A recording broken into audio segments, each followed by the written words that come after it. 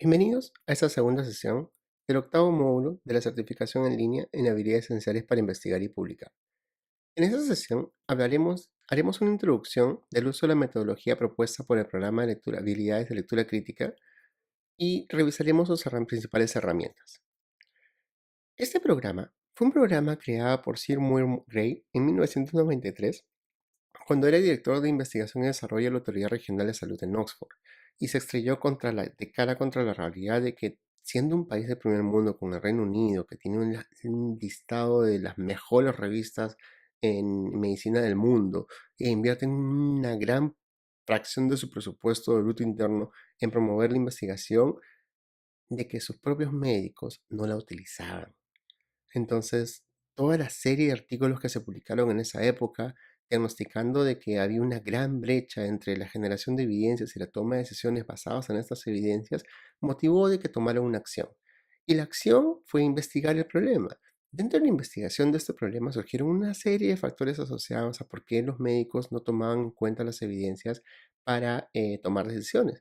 Y ojo, que ellos no tenían problema de barreras de idioma, ni de acceso a la literatura, ni siquiera de que el personal médico no estaba adecuadamente entrenado para poder hacer la atención primaria. Efectivamente, tiene un sistema de salud extremadamente caro, con una excelente cobertura, pero la realidad de las cosas era de que pasaba demasiado tiempo entre que se generaban las evidencias y estas eran trasladadas a la práctica clínica. Cuando se identificaron qué factores modificables se pueden intervenir para mejorar acelerar esa parte del proceso, pues evidentemente saltó a la luz esto de las capacitaciones en lectura crítica. Como una barrera solo se puede superar de manera estructural, o mejor dicho, se puede superar de manera más coste efectiva, de manera estructural, lo que decidieron hacer en su momento fue hacer un programa. Pero nuevamente, en esa época, acuérdense, año noventa y tantos, el internet estaba, pero era en boga en el primer mundo, más no en el tercer mundo, y había muchas barreras con respecto al acceso. Entonces, la realidad es que lo que se promovieron o el modelo que utilizaron era el modelo tradicional, el modelo de cursos y talleres presenciales. Entonces, la idea era generar básicamente un ejército de coordinadores y de monitores que en cada hospital, en cada red de salud, pues promovieran este tipo de talleres para que los médicos entrenaran a hacer lectura crítica de evidencias. Este material, toda esa cantidad enorme de material didáctico que fue generada, fue simplificado al máximo para poder tener un mismo modelo, un instrumento que funcione de manera longitudinal, y este ejercicio de entrenamiento en lectura crítica pues, pueda ser replicado en todos los niveles del sistema de salud en el Reino Unido. Producto de esa experiencia se publicaron una gran serie de papers. Realmente es impresionante la cantidad de papers que se han escrito a propósito de validar esta metodología en particular. Tan buena fue que eventualmente fue exportada al mundo, y uno de los países que captaron este tipo de metodologías fue específicamente España. España, cuando adopta importa este modelo de entrenamiento para lectura crítica, pues motiva a que genere la versión en español de todo este programa, y eso no es lo que nos ha llegado a nosotros en el Perú. Y ese programa se llama como la red CASPE, o la versión en español del programa CASPE. Este programa tiene todas las herramientas traducidas del programa original, más algunas publicaciones en español, y adicionalmente tiene un libro que ustedes pueden adquirir en Amazon, que es un excelente libro, pero eventualmente lo que ustedes necesitan entender es de que la lectura crítica tiene una metodología y ustedes tienen que dominar esa metodología. Entonces, lejos de hacer una cuestión de slide, vamos a ir a la fuente original. Lo que ustedes tienen que hacer es entrar al internet, googlear esta dirección que es cas-uk.net, y entrar al programa de Critical Appraisal Skills Program. Este programa es la versión en inglés, ¿de acuerdo? Vamos a navegar un poquito para que ustedes vean qué cosa es lo que hay. Y básicamente hay una explicación de qué cosa es, en qué consiste, la evaluación de evidencias, hay una serie de links recomendados, están todo esto de los talleres que se dictan en Estados Unidos, perdón, en el Reino Unido, y ustedes pueden solicitar que este programa se aplique en su hospital, en su red de salud, y están estas herramientas fabulosas que son todas las que han sido publicadas en la literatura a partir de este movimiento. Ustedes pueden entrar a la historia, ver quiénes son los miembros del equipo y contactarlos. Y hay muchas cosas más con respecto a lo que es las otras versiones internacionales que han sido replicadas en otros países con respecto a este programa. Entonces, de aquí, ¿qué cosa es lo que importa? Bueno, esto de las herramientas de Pricing the Evidence es básicamente el link al que ustedes tienen que ingresar para poder encontrar todas las herramientas del programa. Y lo que van a encontrar es básicamente la lista de chequeo y las calculadoras. Entonces, lo que vamos a hacer ahora es entrar a la versión en español del programa. Entonces, en la versión en español van a encontrar exactamente lo mismo. Si ustedes entran a la página sobre nosotros, les van a explicar en qué consiste el programa, pero lo que ustedes tienen que ver aquí son las herramientas.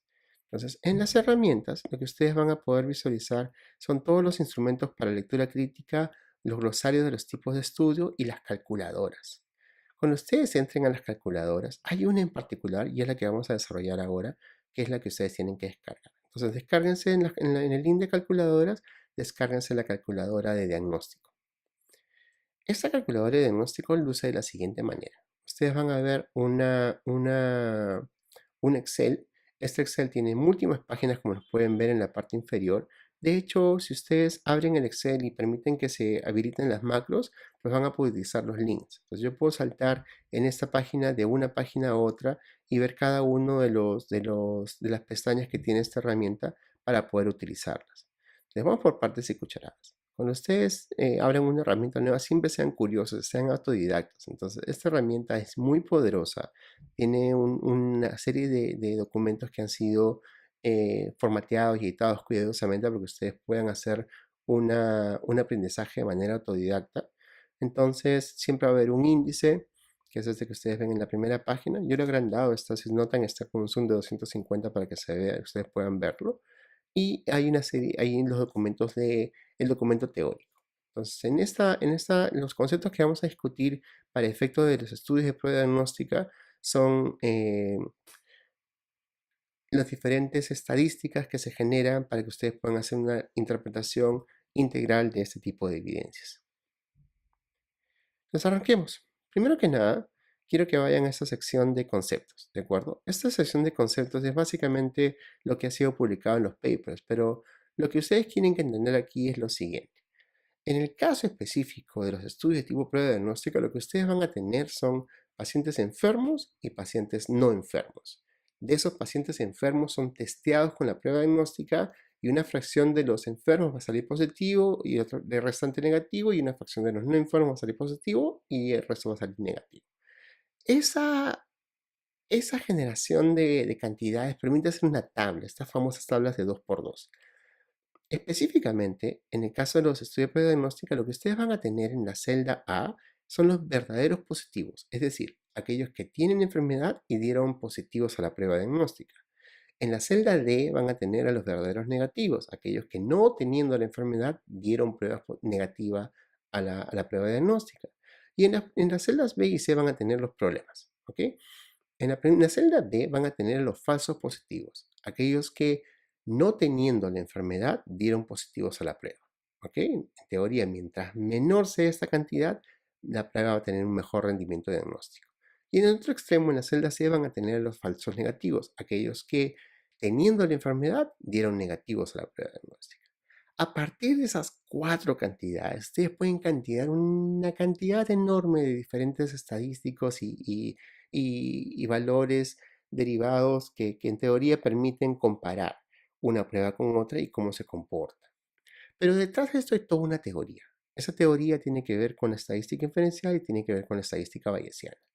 ¿Por qué es importante diferenciar uno de lo otro? Porque como ustedes revisamos en su momento cuando hablábamos de los diversos parámetros que sirven para el tamaño de muestra, en la parte de análisis estadístico, cómo se afecta esta estimación del odds rate y cómo se aproxima a riesgo relativo bajo determinadas condiciones. Y es que en esta idea de que ustedes van a poder utilizar una prueba diagnóstica para la toma de decisiones hay un montón de consideraciones estadísticas que tomar. Y una de las más importantes es el tema de la prevalencia. Entonces, el teorema de Bayes, básicamente, es aquel que nos permite incorporar ese determinante que es la prevalencia en nuestra toma de decisiones y ajustarlo por ello. De esta manera, ustedes van a poder calcular una serie de estadísticas que son mucho más complejas que las estadísticas básicas. ¿Cuáles son las estadísticas básicas? En este caso, la sensibilidad y la especificidad. Entonces, ¿cómo se define la sensibilidad? Como la probabilidad de que nosotros detectemos entre aquellos que están enfermos a los que testan positivo. Y en el caso de la especificidad, de aquellos que no están enfermos, aquellos que testan negativo.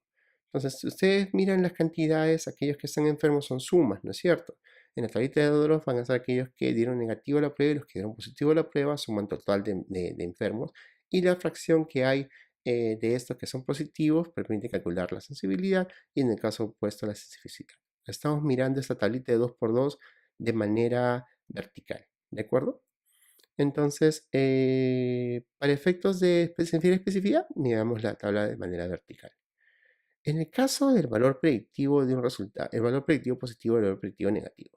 Pues acá ya no estamos mirando la tabla de manera vertical, sino de manera horizontal. Entonces, los totales son los que están dando positivo o los que están dando negativo, y lo que estamos mirando acá es qué tanto qué tan representativa es esa fracción de los verdaderos positivos respecto al total que dieron positivos a la prueba, que es la suma de los que fueron verdaderos positivos más los falsos positivos para el valor predictivo positivo, y en el caso del valor predictivo negativo, la suma de los falsos negativos más los verdaderos negativos como denominador y teniendo como numerador a los verdaderos negativos.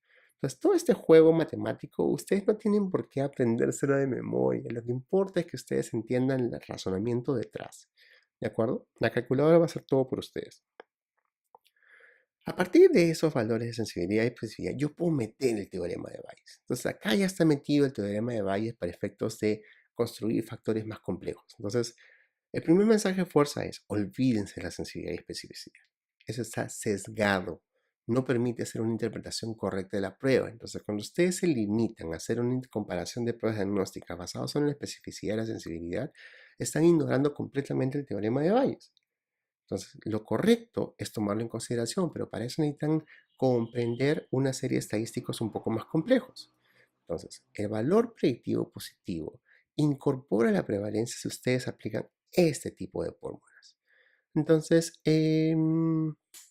hay otros estadísticos como la exactitud, por ejemplo, que es la suma de los verdaderos positivos y negativos con respecto al total, y el índice de Youden, que es básicamente una forma de empezar a combinar esta sensibilidad con la especificidad para crear un solo valor que represente todo.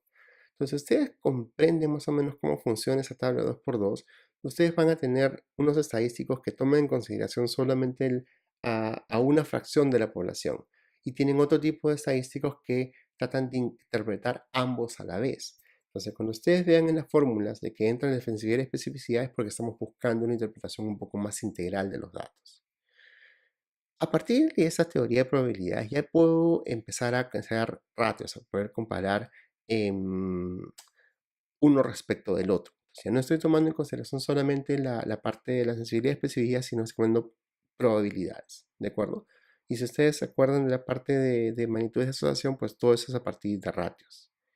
En este caso, existe lo que se conoce como la razón de verosimilitud o el cociente de probabilidad, el Liebig ratio. El Liebig ratio ya es metiéndole el teorema, la parte de probabilidades, y lo que uno va a hacer aquí es básicamente crear un indicador que nos permita cuantificar qué tanta cantidad de personas necesito testear para encontrar los verdaderos positivos. Entonces, eso depende de qué, de la prevalencia de la enfermedad. Entonces, para que eso pueda incorporar la prevalencia de la enfermedad, tengo que hacer un cálculo de probabilidades ajustado por la prevalencia de la enfermedad.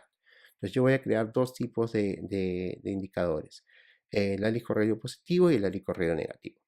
Entonces, para todo efecto práctico, el alicorreio positivo se calcula como la sensibilidad sobre 1 menos especificidad, y en el caso del alicorreio negativo es 1 menos sensibilidad sobre especificidad.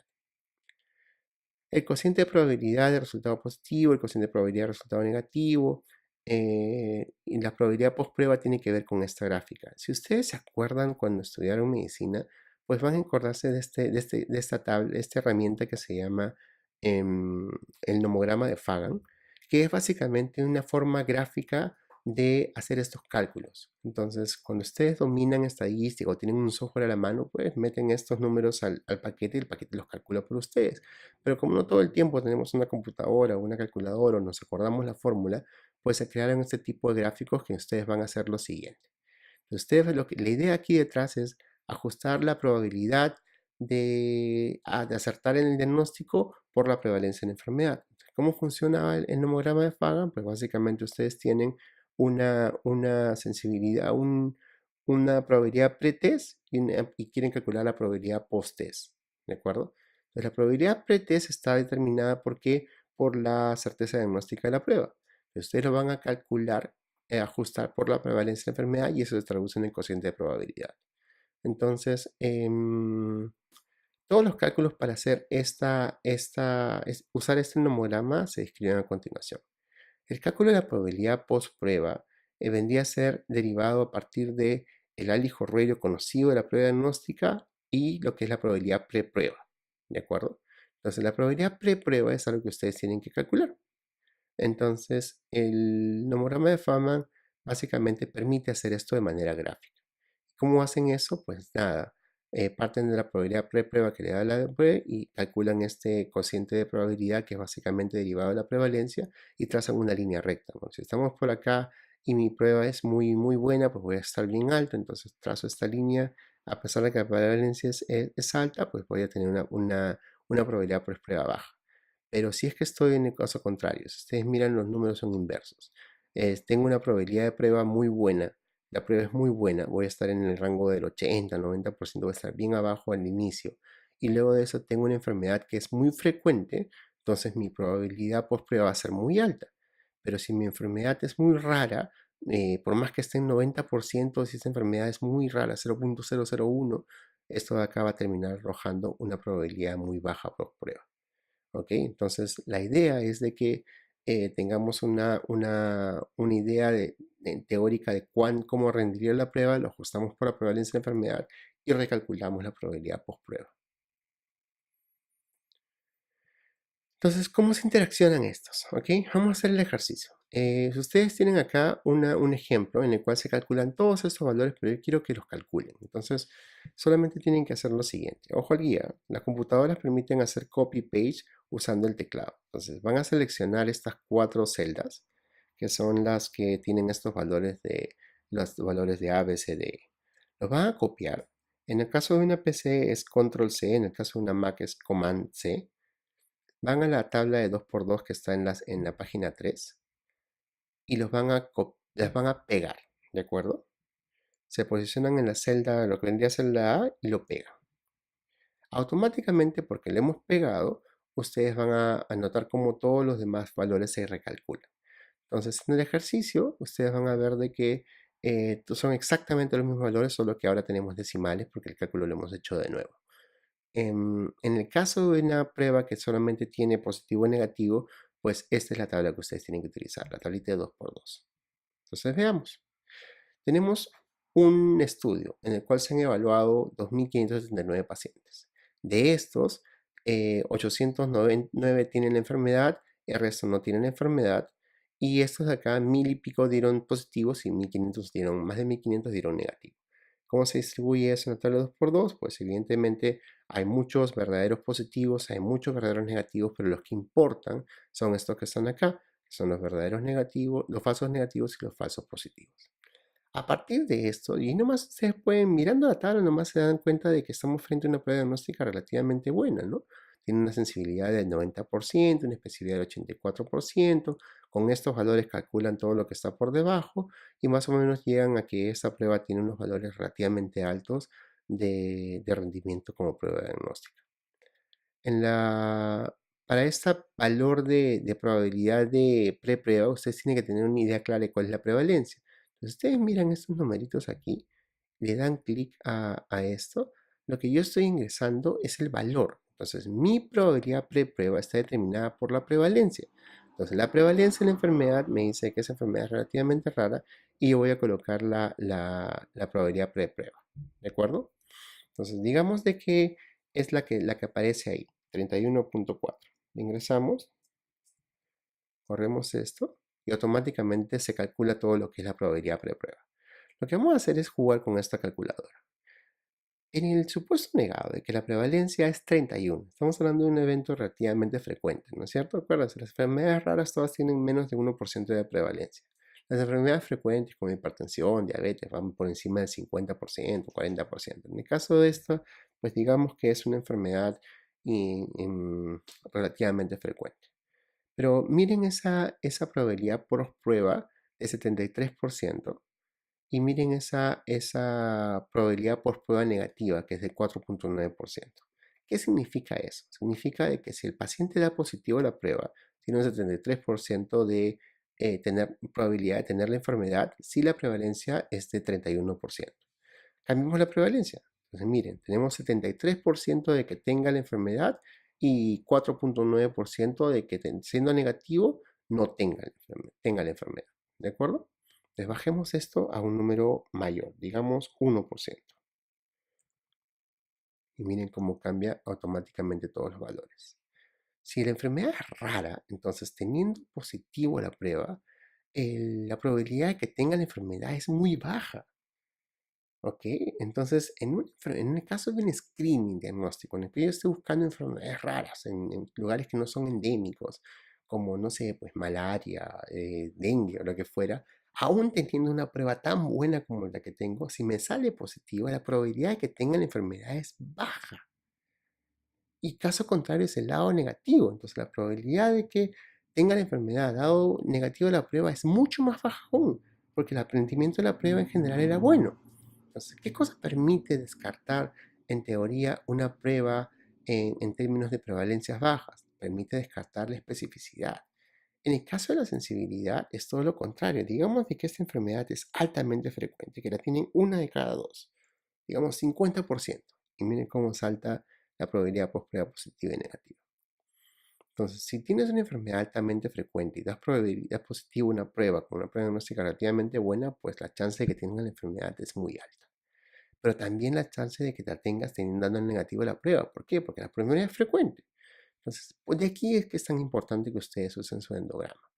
Ustedes van a usar un urocultivo, van a utilizar una prueba de orina, van a usar una prueba, cualquier prueba diagnóstica, y no va a rendir igual si ustedes están en una zona de baja prevalencia como que si están en una zona de alta prevalencia.